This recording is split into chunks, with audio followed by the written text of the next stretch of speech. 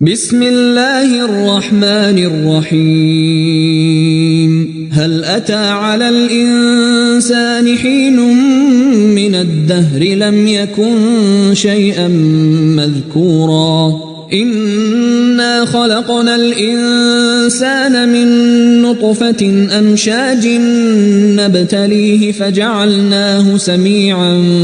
بصيرا إنا هديناه السبيل إما شاكرا وإما كفورا إنا أعتدنا للكافرين سلاسل وأغلالا وسعيرا إن الأبرار يشربون من كأس كان مزاجها كافورا عينا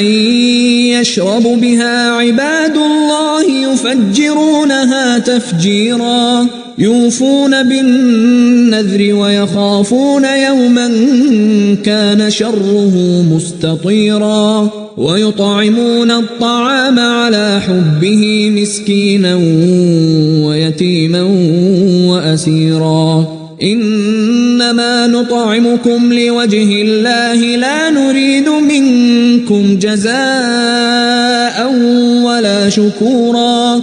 إنا نخاف من ربنا يوما عبوسا قمطريرا فوقاهم الله شر ذلك اليوم ولقاهم نضرة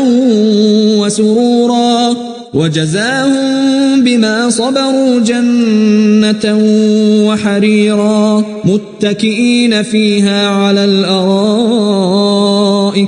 لا يرون فيها شمسا ولا زمهريرا ودانية عليهم ظلالها وذللت قطوفها تذليلا ويطاف عليهم بآنية من فضة وأكواب كانت قوارير من فضة قدروها تقديرا ويسقون فيها كأسا كان مزاجها زنجبيلا عينا فيها تسمى سلسبيلا ويطوف عليهم ولدان مخلدون إذا رأيتهم حسبتهم لؤلؤا منثورا وإذا رأيت ثم رأيت نعيما وملكا كبيرا عاليهم ثياب سندس خضر واستبرق وحلوا أساور من فضة وسقاهم ربهم شرابا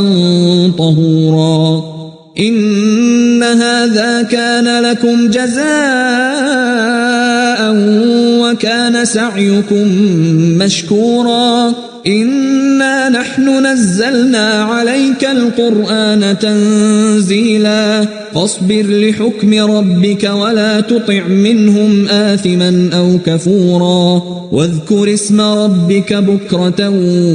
وأصيلا ومن الليل فاسجد له وسبحه ليلا طويلا إن هؤلاء